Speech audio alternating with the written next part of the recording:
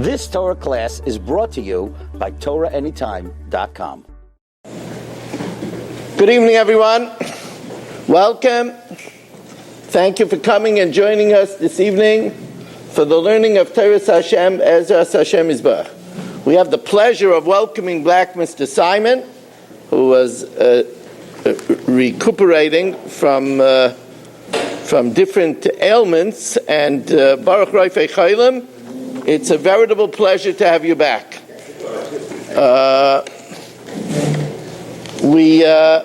Tonight we learn, as always, B'Rishus Tamar Asra, Harav Landau, with continued appreciation to all of you for coming and making the Shiur possible.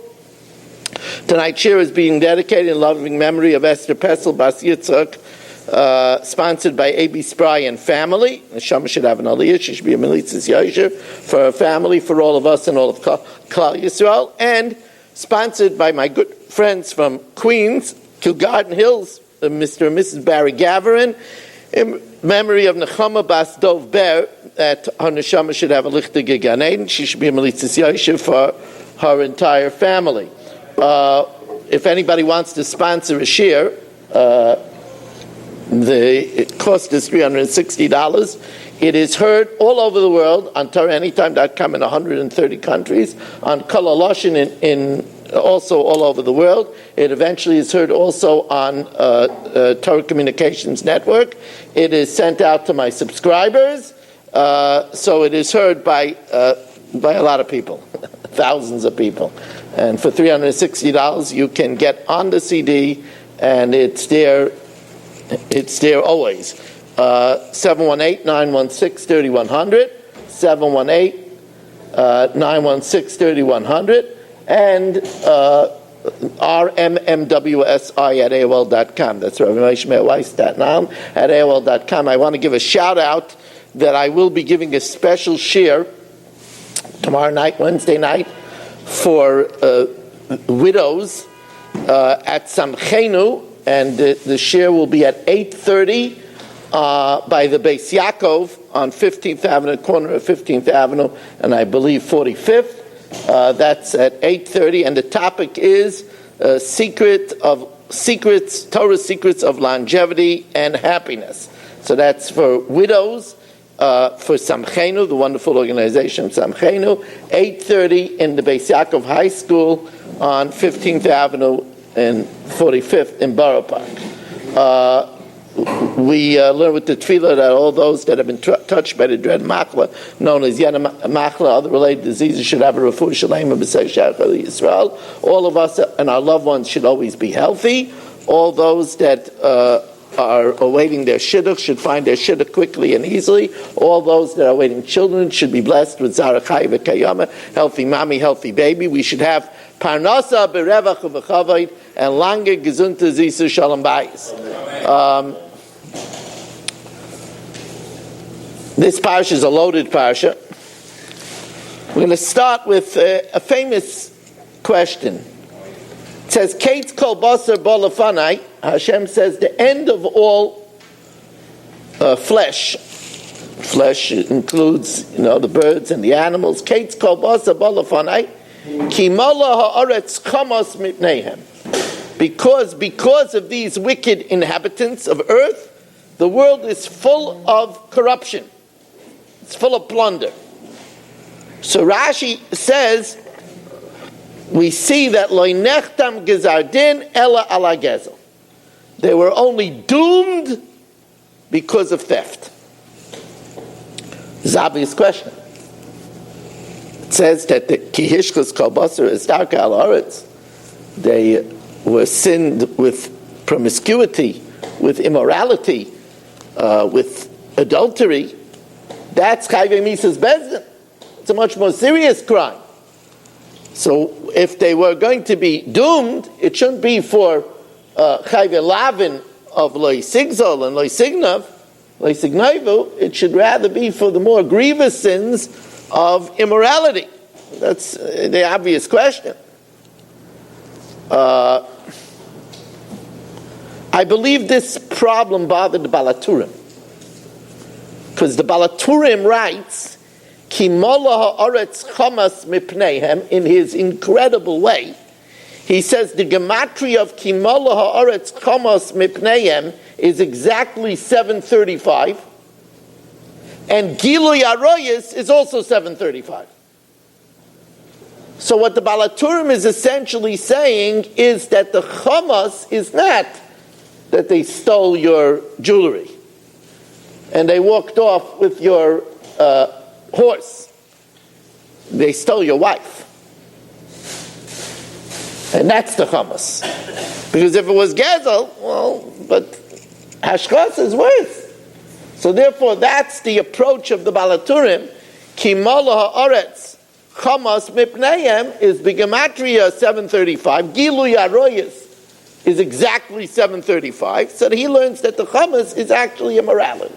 And by the way, that is one of the approaches of the Sifsei Chachamim, even in Rashi. The Balaturim says that that's why Mei Noach, in the Haftarah it says Mei Noach. Mei Noach is bigematria chamas. Mei Noach, the waters of Noach, is 108, and chamas is 108. He says because it's mida keneged mida. Because they sinned beroiskin, they sinned with their hot passion, with their hot fluids, so therefore they were punished beroiskin. That's why Mei Noach is chamas. So again, he learns that the chamas is the sin of passion, the sin of stealing other people's wives. I believe that Rashi makes it clear that he's not learning that way. Because Rashi says, Lo nechtam gzar din ela ala gezel. Now it's a bit anybody that knows, chamas and gezel is two different things. Gezel is when you steal. Chamas is when you force somebody to sell it to you, but you pay it. So chamas and gezel are two different things. So why does Rashi say lo nechtam gzar din ala gezel? He should say lo nechtam gzar din ala chamas.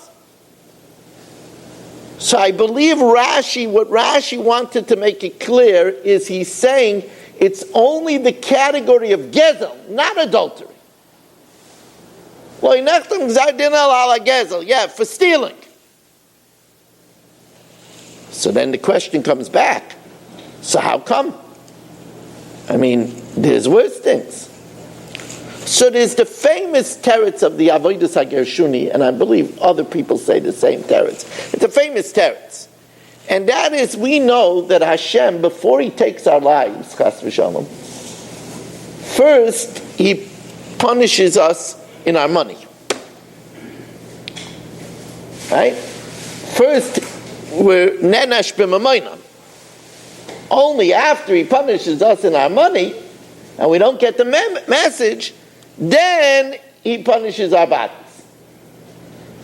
We don't find, during the time of the Dor HaMabul, that they suffered beforehand from plagues of the crops, from blast, from mildew.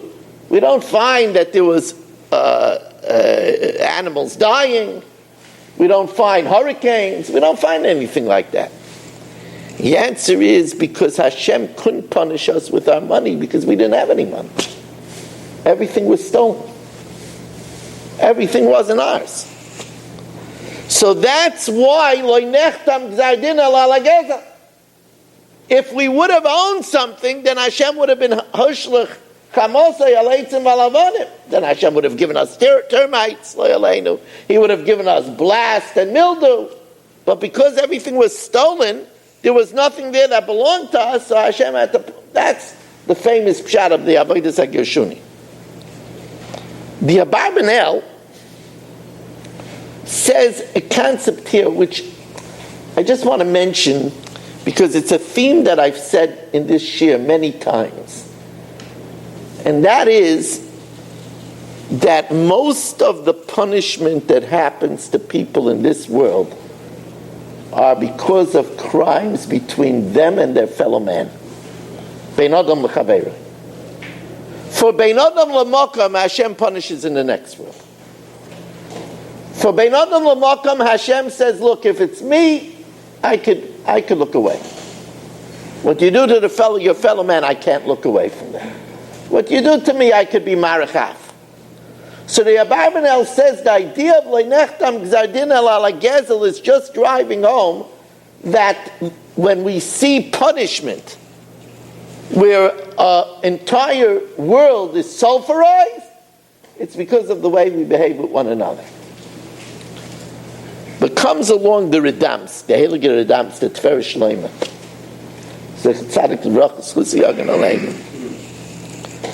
And he says a very interesting approach in this Rashi. He says that, if you remember, there was an encounter between Avram and Shem ben Noach. Avram met Shem, the son of that's Malki Tzedek Melech Shalom. He met Shem, and he said, "Look, I'm a student. I study things, and I know about the Teva. And I can't understand. You had a boat that was hermetically sealed on the inside and the outside with pitch. How did you breathe? And if you didn't have any windows, how did you steer amongst all the mountains? And what did you drink for a year? You didn't have any water tank. You didn't have any clean water. And how did your food not spoil? I mean, the whole thing, how did you have enough food for all those animals? How did you survive the smell of the animal dung rotting for a whole year of all the different animals? You had the bottom floor was with all the dung. That was the biggest gas chamber in the history of mankind. So what happened? So Shem told Avram it was a miracle because my father had mercy on the animals and he fed them day and night. Some animals he had to cook, he had to grind. Some animals ate every hour. My father never slept. He fed the animals, and because of that, Hashem had rachman. Says the Tferish Shloimeh, that's the key. The Dor HaMabel didn't get along with one another. They stole from one another. If they would have had rachamim for one another, that would have been Nisayra rachamim, and Hashem wouldn't have destroyed the world. It's the same thing with Stein B'Mayra. In Stein B'Mayra, there was a culture of cruelty. If they would have had Rachmanis, if they would have practiced tzedakah, Stein B'Mayra had a lot of other bad things. There was homosexuality, they wanted to take light. There was all kinds of problems there. But if it would have been that they would have had Rachmanis, but they let people die from starvation. They used to give them coins, but they said they didn't sell to outsiders. They would see people die. So that's if there's no rachamim, then it's not this oyer rachamim shemayim. If there would have been rachamim, that's why leinechtam gzardin el ala gezel. Now, here's the next question. Vayomer elikim l'noach kates kol basar balafanai. The end of all flesh has come before me. End of all flesh. So Rashi says, why everybody? So Rashi says, it's a phenomena that you find when there's promiscuity in the world. Kol makam she'ata moitzeis nus, when you find the sin of immorality widespread, andrulamusya bal o'ilam, then something, a mashkis, a destroyer called andrulamusya, comes to the world, vayreges toivim v'ran, and kills good and bad.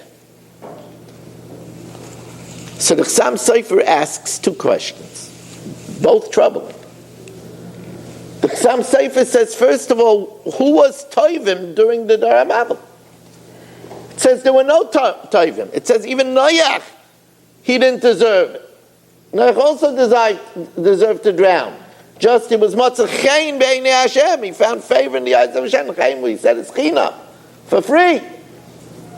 So who were the Tovim? The Rashi has to say, why did the Tovim die? Because under Lamusya Balayil. What Tovim? That's the first question of some Sefer. Then the Chassam Sofer says another question. He says, if there are Tovim, then what do we say in our davening? Chalil alecha me'asais kadavar hazeh lamis tzadikim rasha chalil alecha hashayfeit kol haaretz. Right, that's what we say. God forbid that you should be meimet tzadikim rasha. So if there are Tovim, so Rebbeinu Shalom is killing Tovim? So he says it's difficult, it's problematic both ways. First of all, what Tovim were there? It says even Noach deserved to die. There weren't Tovim. And if there were Tovim, there should be indiscriminate punishment? That doesn't make sense. So the Chassam Sofer says Moedik Pshat. He says, you want to know who the Tovim were? So the Chassam Sofer, I see we were just joined by my Mechut and Ari Yades, who's making an offer of the Shabbos. Mazel Tov, Ari.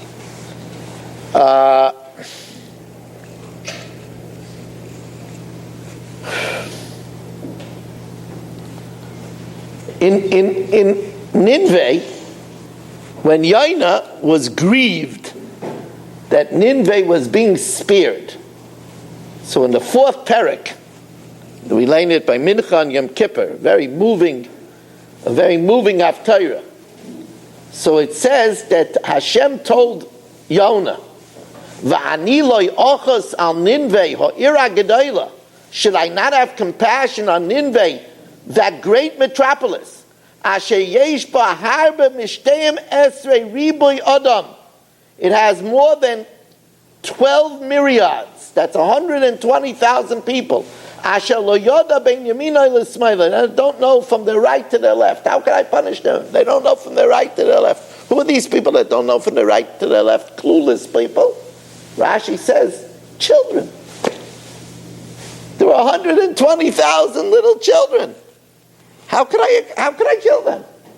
They don't know between the right and the left. They're not accountable. They're yonkei shadayim shaloichatu. Says the Chassam Sofer, that's the Tovim that Rashi is talking about over here. There were infants by the Dor HaMabul. The whole world, there were a lot of infants. Why did they die? So the Chassam Sofer explains, it's such an insight into how to learn up a Rashi. Chassam Sofer explains when the problem is nus, promiscuity, then that means that these children are mamzerim. A mamzer loy chai. Hashem doesn't promote the lives of mamzerim because He doesn't want, especially He's rebuilding the world. He doesn't want to rebuild the world with mamzerim. Mamzerim have chutzpah, mamzerim. So that's why when the sin of znus comes to the world, then under lemusya balayim, the punishment of under musa that punishes both Tovim v'Rabim. Who are the Tovim? The children. But the children are mamzerim. Mamzerim, they die too.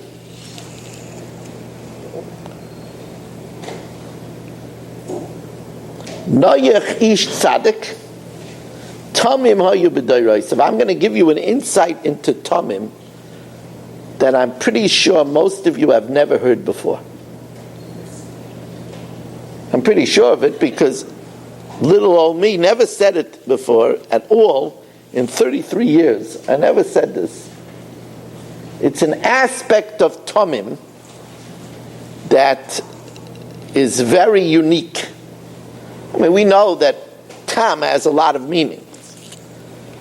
Tam means unblemished, perfect. Tam also means guileless. Yaakov ish tam, without guile, in contrast to Lavan. Tam also means simple.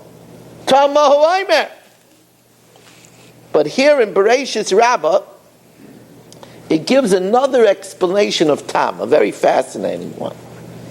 Bereshis Rabbah says, wherever the Torah calls somebody a Tomim, their lives were complete sevens. The years of their life were divisible by 7. They were complete sevens. I imagine, although the Medrash doesn't elaborate, I imagine the idea of Tmimus is because since a whole week and a whole Shemitah is comprised of 7, Hashem wanted the world to be 7. When it comes to Teva, it's 7. So complete is 7s. So for example, the Medrash goes on to say, the Medrash gives examples. It's such a fascinating Medrash. The Medrash says that by Avram Avinu, lived till 175. It says by Avram, Hisalech lefonai v'heyei samim. And be samim. So it calls Avram samim. So 175 is 25 times 7. Is 175. So that's a 7th. That's why Yitzchak, we would think that the Torah would call Yitzchak a Tamim, especially since it says that Yitzchak couldn't leave Eretz Yisrael because he was an Oila Tamima. And yet nowhere does it call Yitzchak a Tamim, because he died at 180. 180 is not divisible by 7. Where else does it say Tamim? So it's brought down, it says Tamim by David. Because it says Michtam LeDavid. The root of Michtam is Tam. David lived 70. That's 10 times 7. Right? So the Medrash develops that wherever it's divisible by 7, that person is a Tam. Now I wanted to add to this, although it doesn't say it in the Medrash, the word Tamim itself is a 7. Because what's the gematria of Tamim? Simple. It's 490. Right? Tamim, Taf is 400, Mem is 40, Yud is 10, Mem is 40, so it's 490. 490 is divisible by 7. It's 40 times 7. It's 490. 70 times 7. 70 times 7. Right? 70 times 7 is 490. Right? So it's divisible by 7. But ask Tosfos. I have so much thinking about the Chassam Sofer, but ask Tosfos. Tosfos on Chumash cites this Medrash and says, but Noach is not divisible by 7. Noach lived, it says, to 950. 950 is not divisible by 7. But yet it says Noach was a Tamim. So what's Pshat? It's a starke kasha. Says Tosfos that we don't count the years before the flood. He lived 600 years before the flood. That world was destroyed. After the flood, he was kikatan shenoi l'damei. He lived after the flood 350 years. 350 years is 50 times 7. That is divisible. What a fascinating, just the whole thing is fascinating. Another aspect of perfection. Now, we're going to discuss a subject that the Chassidish Sfarim, all the way going back to the Baal Shem Tov, talk about. Volumes have been written about this. But it's interesting how it's been developed, layer and layer and layer of this has been developed in different Chassidish Sfarim. We know the Chassidim teach us the meaning of davening mitabren, with a feeling, with a passion. If you ever had the pleasure of sitting behind the chassid davening and saying each word in a sing-song way with a gefühl, it's really a geschmack azach. You say, that's the way to daven, that's the way to talk to the Rabbeinu Shalom. So the Degel Machane Ephraim starts the discussion. The Degel Machane Ephraim starts the discussion with a thought from the Chassam Sofer. I don't know if the Chassam Sofer, again I said the Chassam Sofer. Sorry, I have Chassam Sofer on my mind. It's okay, some people have much worse on their mind. The Degel Machen Ephraim says this from the Heilige Baal Shem Tov. Zecher Tzadik, the Kodesh Baruch is Chusi Yagen Aleinu. But before I tell you what the Baal Shem says, I want to give a little akdama. The Teva was the rescue boat. It was the means of rescue. It was the Revach V'Hatzolah. With that in mind, the Baal Shem says Teva also means a word. And he says that it refers to the word of tefillah. And that tefillah is our escape boat, our life raft, our rescue vehicle. If we want to be rescued from the vicissitudes of life, then tefillah is the way to do it. So the Baal Shem says, and this is famous from the Baal Shem, that soyar tase lateva, that you should make each word of davening illuminated. Soyar tase lateva. Illuminate the words of your davening. He says, how do you do that? With kavana and with bren, with Islavs. He says the converse is also true, because if you don't think about what you're saying and you don't do it with feeling, then it's dark. It's machashakim. And it's like the Chavis Avava says, a prayer without kavana is like the body without the soul and a peel without the fruit. It's lifeless. Now,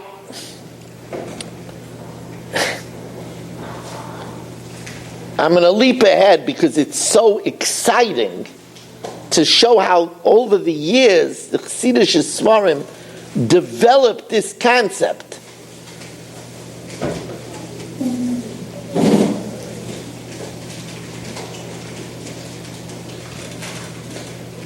In the Toldos on the Zohar, it says that the word Zohar has Gimel Tzerufim, has three combinations, or as we would put it, anagrams. Zohar can read Tzara and also Ratza. Right? Tzadik Hey Reish could be read Tzara, Tzadik Reish Hey, and Ratza. And the Toldos on the Zohar says that if you have a Ratzain to illuminate your tefillas, then you could convert a tzara, a distress, into tzayar, into shining moments. It's all done with tefillah. Comes along Reb Shmuel Shmelkem in Nickelsburg, the Heilige Reb Shmuel Shmelkem in Nickelsburg, and he says, I'll show you that the whole teva is merames to the tongue. It's amazing how each of these great people saw different aspects. It's the pyramid of learning we build on the previous generations. So he said, it's possible that if the Baal Shem wouldn't have made the connection with Teva, Reb Shmuel Shmelkem in Nickelsburg wouldn't have looked in this direction. It's a pyramid. But Reb Shmuel Shmelkem says that what are the dimensions of the Teva? It's 300 amas long, that's a shin. 50 amas wide, that's a nun. 30 amas high, that's a lamed. That spells lashon, the tongue. The teva, the escape of the rescue vehicle has to do, the rescue comes from the tongue. Comes along the Kedushas Levi, we're going from one giant to the other. And the Kedushas Levi says that's the meaning of Ba'ata v'kol beischa el hateva. He says you have to put yourself and everything that you have into your teva, into your davening. So many people daven in such a casual, rushed manner. I said that some people call it kvetching. It's not kvetching. The Kedushas Levi says you want your davening to be something, you got to put your ganzkeit. Like the Klosberger Rebbe says, you got to put all the Ramachei Borim and the Shusah Gidin into a davening. Says that's Pshat Bo'ata and El Beischa, El Ateva, put yourself entirely into it. How do you do that? Rav Palm used to say when davening, put your finger on the place. Helps you concentrate on every word and highlight every word. Don't daven by heart if you could daven in a siddur. If you could daven raising your voice a little bit, the Shalah says, Kail is ma'ir es hakavana. But remember, you need first a rata. I want to daven better. It's really silly that I'm spending so much time a day davening and I don't even think what I'm saying. I'm not even thinking I'm talking to Hashem. There has to be a ratzah. If there's a ratzah, you could convert a tzara to a tzaya. A tzaya tasel ateva. Illuminate the words.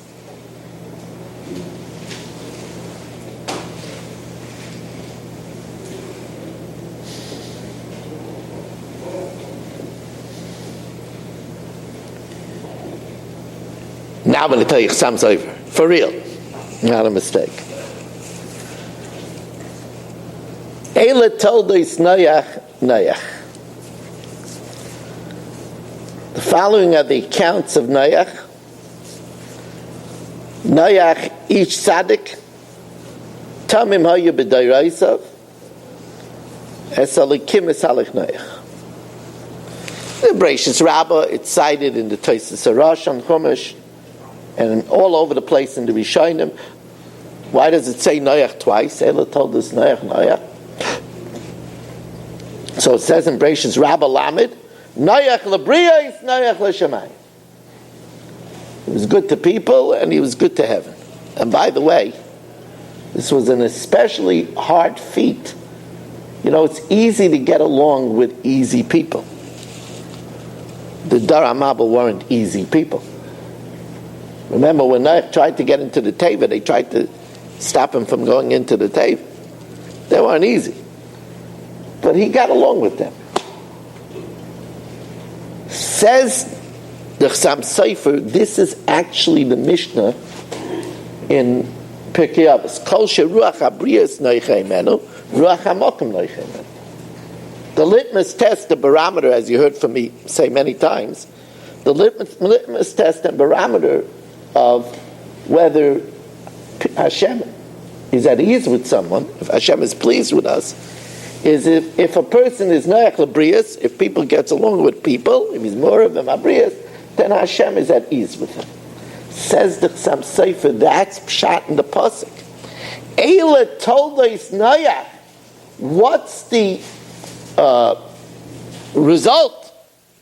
Told us is a consequence, an offspring. What's the consequence of being Noach Labrius? Noach! Then that means that you're Noach Lamak. That's the way to learn pshat in the pasuk. And it says in the Medrash, Eila told us Noach Labrius, Noach L'shamayim. Says the Chasam Sofer, now fit that, plug that into the pasuk. Eila told us Noach, what is the consequence? What is the development? What is the outcome? What is the offshoot of being Noach Labriyos? Noach, then you're Noach Lamak. Says Chasam Sofer, he explains a Maimer Chazal, which is very difficult to understand. It says, Mehespedoi shel Odom nikir im ben olam habahu. From a person's eulogy, you could tell if he's a ben olam haba. So of course the question is, what does that mean?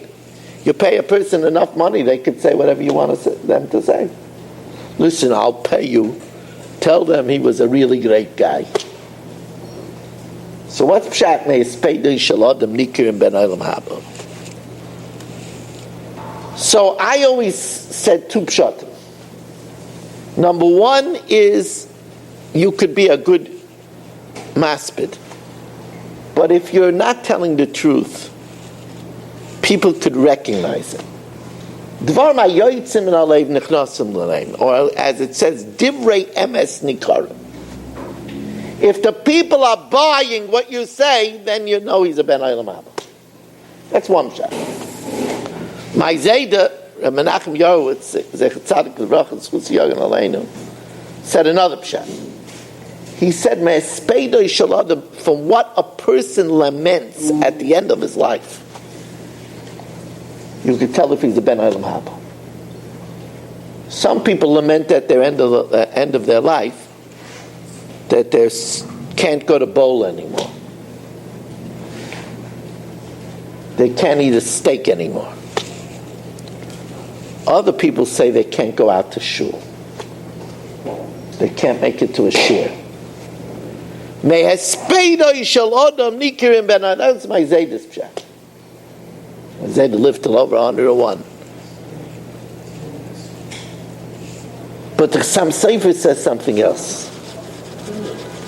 The Chassam Sofer says, the Chassam Sofer says, May hespedoi shel adam means May hespedoi shel adam, from seeing that people miss somebody.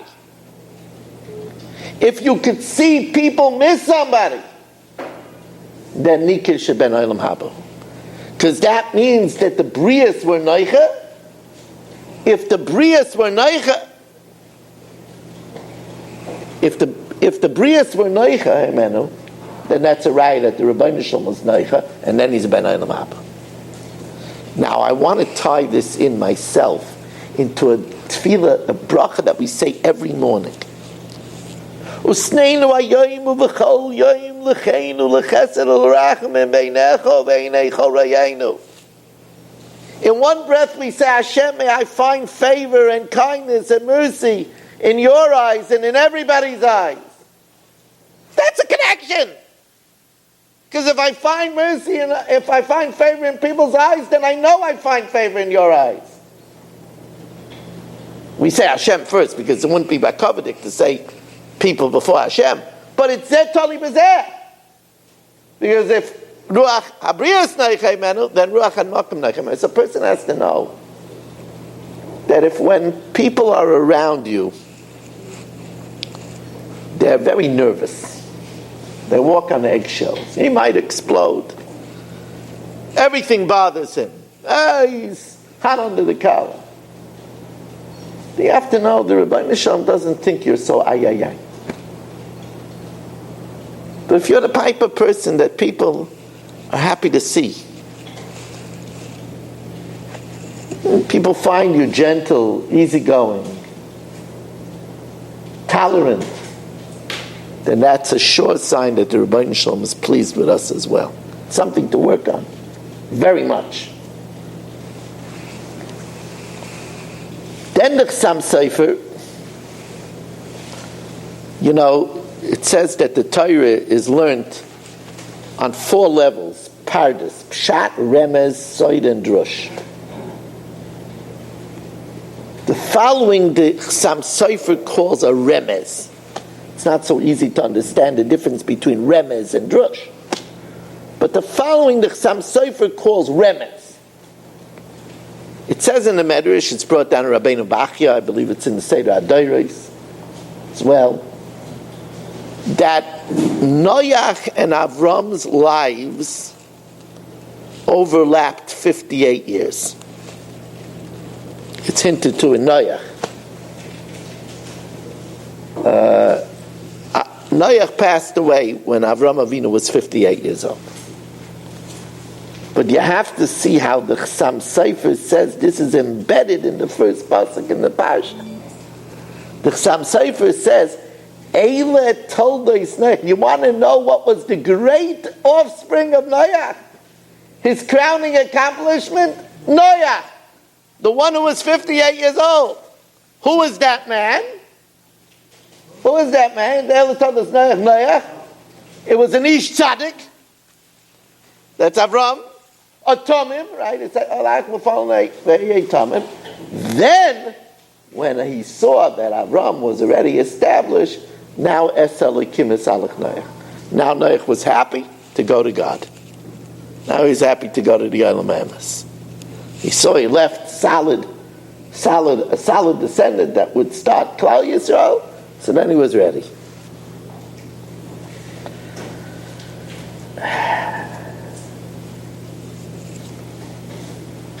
Vayishar ach Noach. Ach is a miyut. Ach is a miyut. What's a miyut? So one shot is we know that he was late on bringing to the lion bit him. So he's ach Noach. He was now diminished. Very big thing. Because he became a Balmum. And because of that, he couldn't bring all the karbanos after he came out of the teva. And Shem had to do it. You would say, is that fair? Is that fair that he should lose out on doing all those mitzvahs? He took care of all the animals. Is that fair? So I have I said this before. Not recently, but I said it before. I have a rather novel pshat. If you don't like it, you could forget it when you leave the room. It's a personal feeling of mine, this pshat. I feel that it would have been very hard for Noach to slaughter the animals. If you take care of animals day and night for a full year and feed them and care for them, and then take a knife and slit the throat of that animal, it's very hard to do. Hashem didn't want Noach to be given that challenge. That these animals that looked at him and trusted him and got their food from him, now he would kill them. Hashem didn't want to give Noach that challenge. And therefore he had Noach become a Balmum, but therefore Noach didn't do it. It was Shem that did it. That's just a feeling of mine. Nobody says this. If you don't like the pshat, I can't prove that it's true. It's just a feeling of mine. I know that if I took care of animals, I don't take care of animals. But imagine if you took care with love and devotion a pet, and you stayed up in the night and you cut up the food, and the animal developed a relationship with you, and then you have to slit its throat. And doing that to thousands of such animals, it would be a very big challenge. So Hashem's he made Noach a Balmum so that Noach should be spared from that challenge. Could be.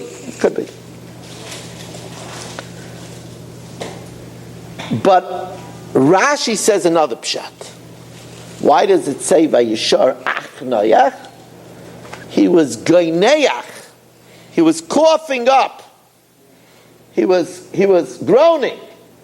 Mitoyrach habehemis v'chayis. It wasn't like you say he was wiped out. He wasn't working on all cylinders. He was wiped out. He was up day and night, non-stop, taking care of that, bringing down the stuff to the basement. Comes along the Chassam Sofer, and the Chassam Sofer has another pshat. And the Chassam Sofer's pshat introduces us to a whole yisoid. It says by Chizkiyahu,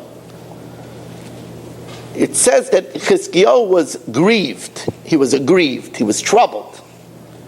Nitztar, it says, Hine l'shaloi mar li mar. The fact that I was blessed with health and welfare, it was bitter to me. Mar li mar. Why was it bitter? Health and welfare is a good thing. Shalom. Why is shalom mar li mar? So it says, Rashi explains, because he was told that he wasn't saved b'schus atzmai. And it's a bitter pill that you're not saved b'schus atzmai.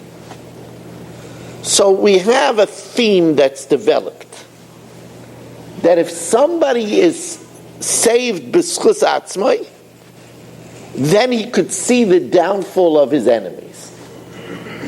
But if he's not saved b'schus atzmai, then he can't see the punishment of his enemies. So that's why it says, Hashem li ba'ozrai. If Hashem is to me ba'ozrai, because of my own merit, Hashem li ba'ozrai, then mani yera b'seinai. Then I could see the punishment of my enemies. Therefore, that's why Lot and his wife were told, Al tabeit acharecha. You can't look back. Why? Because he wasn't saved in his own merit. He was saved b'schus Avraham. So since he was saved b'schus Avraham, he wasn't able to turn back. The same thing is true. The Yidden, by Kriyas Yamsuf, says that Yisrael saw the Mesim al Svasayom. They saw their enemy. Why? Because it says L'Geizer Yamsuf L'Gezarim. He split the sea for those that cut themselves, for those that were mal. Oh, they were saved b'schus atzmai. Therefore, they were allowed to see the Mitzrayim dead. Noach saw that he was not allowed to see the destruction of the world. That's why Shiur Tasalatev. He couldn't see outside. Even though it had a chaloin, that was something that was open. He couldn't see outside. Also, the mazols did not work. He couldn't see outside. And even when he came out, it says, Vayimach es kol hayikum. Everything dissolved. He didn't see anything. He didn't see. So he knew that he wasn't saved b'schus atzmai. He was saved because he had to rebuild the world, or he was Motzachein, that's where it's Chanan, free, but he wasn't saved b'schus atzmai. Says that's why Yeshua, says the Chassam Sofer, that's why Yeshua, Ach Noach. Ach is a miyuta.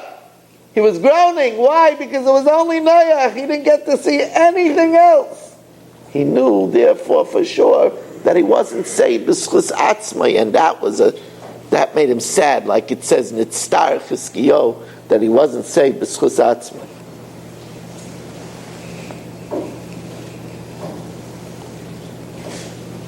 Baruch Hashem, this Sunday, I had the Shiur to celebrate the upsharing of our son, our grandson Yosef Rosenberg, my daughter Devorah, and my son David. They had a boy. Their son Yosef was 3 years old. Right after Sukkot, and I made an upsharing. Upsharing is more of a chassidish minig.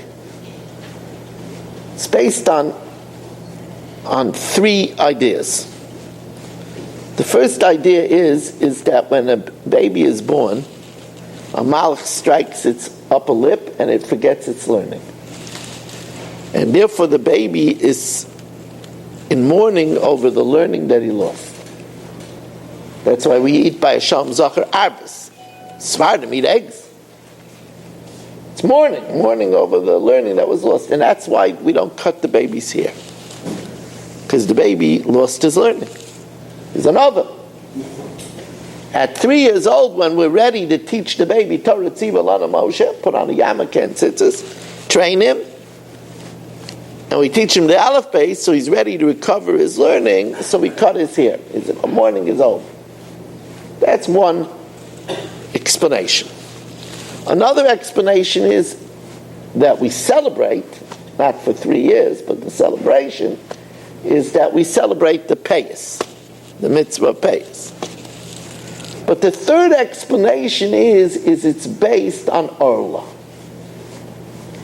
That the first 3 years of the fruit are forbidden. It says, Vayachal Noach isha adama vayita kerem. The discussion is that Noach didn't wait the 3 years. Why do we wait 3 years? So there's a famous Ramban. The Ramban says we wait 3 years. It's a very interesting Ramban. The Ramban says that we wait 3 years because the fruit of the first 3 years are underdeveloped. They're growing. They're inferior. The problem is we cannot eat before we give to Hashem first. But you can't give that which is inferior. That was Cain's problem, right? We know Hevel gave Mebechayres sign Umechalveyim. Cain gave Migruin. That the Rebbeinu Shalom doesn't accept. So we have a conundrum. We can't eat before we give to Hashem. On the other hand, we can't give the Geruah to Hashem. So that's why we don't give the first 3 years. It's Arla. The 4th year is Neter Ravai, is Kodesh Hilulim LaHashem. We give to Hashem, and then afterwards we could eat. By the way, this concept, you should know, is one of the great concepts of being a Yid. It says, Bereishis bara Elikim. Now we all know Bereishis, Bishvil Torah Shenikreishis, Bishvil Yisrael Shenikreishis. But there's another thing. Bereishis bara Elikim, Bishvil Truma Shenikreishis. Reishis Degoncha. Bishvil Bikurim Shenikreishis. Bishvil Chala Shenikreishis. Reishis Arisai Seichem. What does that mean? The whole world was created. The answer is that in everything we do, we're supposed to put Hashem first. In my message last Motzei Shabbos to the children at the Motzei Shabbos learning program, I told them that when Hevel was accepted by Hashem, because he gave from the Bechayris and the Chalveyan, he was teaching us that we need to give the very best of ourselves, the choicest of ourselves to Hashem. And that if you find that in class, when you're learning, you're lackluster, but at recess, you're on the top of your game, and all excited and all alert, you're not giving the reishis to Hashem. It's a problem. It's a problem. That's why it's so important to start off the morning with Moidani. It's mandatory. Because we have to give the reishis of the day to Hashem. Some people, they get up in the morning, they say, what did the Yankees do? They put on the radio, they check their cell phone. That shouldn't be the first thing. The first thing shouldn't be to check the Dow Jones. First thing should be to say Maidani, to do Negavasser. That should be the first thing. Watch the wire. That should be the first thing.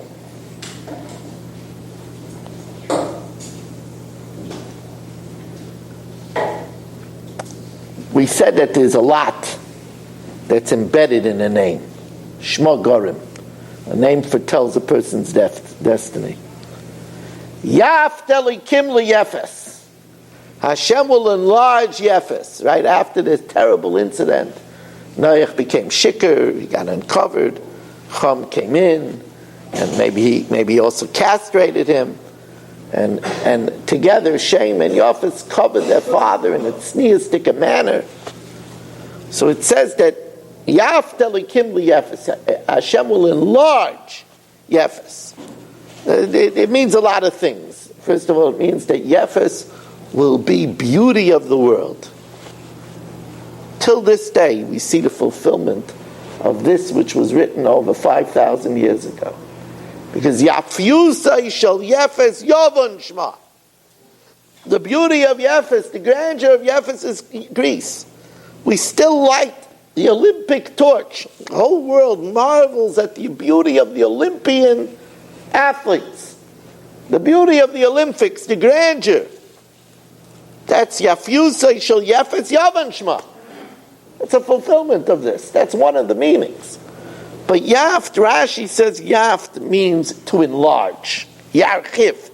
Rashi says in Aramaic, Yaft means Yarchiv. The Mefarshim ask, how could Noach know Aramaic? It was before the Tower of Babel, so they didn't changed the languages yet. So the Mefarshim ask, how could Noach know the word Yafta? So obviously, like everything else, it's Shma Gorim. A lot of things, when the name Moshe was given, they didn't know that the child will be see Hashem panim al panim. So they didn't know Moshe was Oisias Hashem, right? They didn't know that Le Moshe is B'gematria Tzipora. When Hagar's name was given, they didn't know that she would be Hagar. Right? They didn't know that. They didn't know that Yitzchak would be the Kate Sky of Sari Meinu because she was Sachak. They didn't know all these things. They didn't know that Yitzchak is B'gematria Hagar because B'schus Hagar it was Zeicha to Yitzchak. I mean, there's a lot of things. But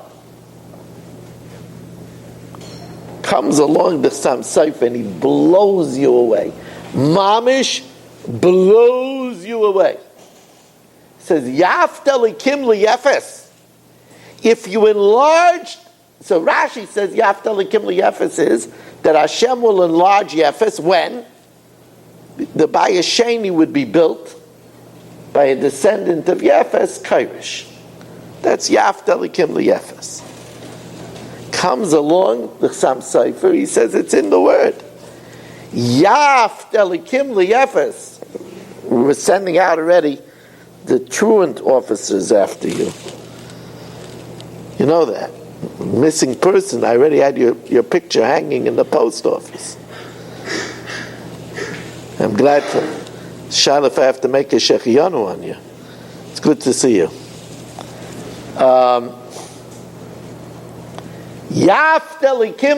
Just in time for a marvelous gematria. Rashi says that Yafta Likim Liyefes is that Kairish built the second Beis Hamikdash. So he says Yafta Likim Liyefes. If you make Yefes bigger, how do you make Yefes bigger? By spelling it in full. Yud is Yud Vav Dalid, Pei is Pei Yud, and Tov is Tov Yud Vav. That's called Malay. If you enlarge Yefes, so Yud is 20, Pei is 90, Tov Yud Vav is 416, it's 526. Guess what? 526 is Kairesh. It's Kairesh. That's the Yafta Likim Liyefes. 526 is Kairesh. Wait, it gets better. Then he says Kairesh is an anagram for Shikr. Because it was because Noach got Shikr that Yefes got this credit.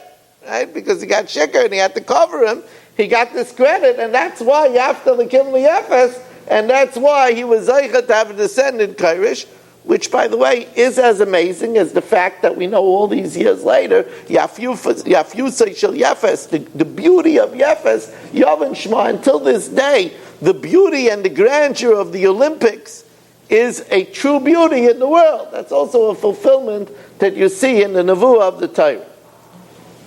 Again, we're asking people for future weeks, to sponsor a share. It's $360, and it's on Kalaloshin, TorahAnytime.com. I forget to mention, it's also has hundreds of listeners. The Bereishis share had over 400 listeners, 400 viewers on Facebook alone. It's goes eventually on Talkline Communications Network. It goes out to my subscribers. By the way, if you want to send a gift subscription to someone, a subscription for a CD every week is $312, but a sponsorship is $360. You get your sponsorship on the CD. 718-916-3100, rmmwsi@aol.com. Thank you for joining us. Reb Chananya ben Akashya Amar, Ratzah HaKadosh Baruch Hu, L'zaka Yisrael Yisrael, Lefika Chir B'Lehem Torah Mitzvahs, Shenem Adinoi Chafetz, L'man Tzidka, Yagdil Torah V'Yadeh. You've just experienced another Torah class brought to you by TorahAnytime.com.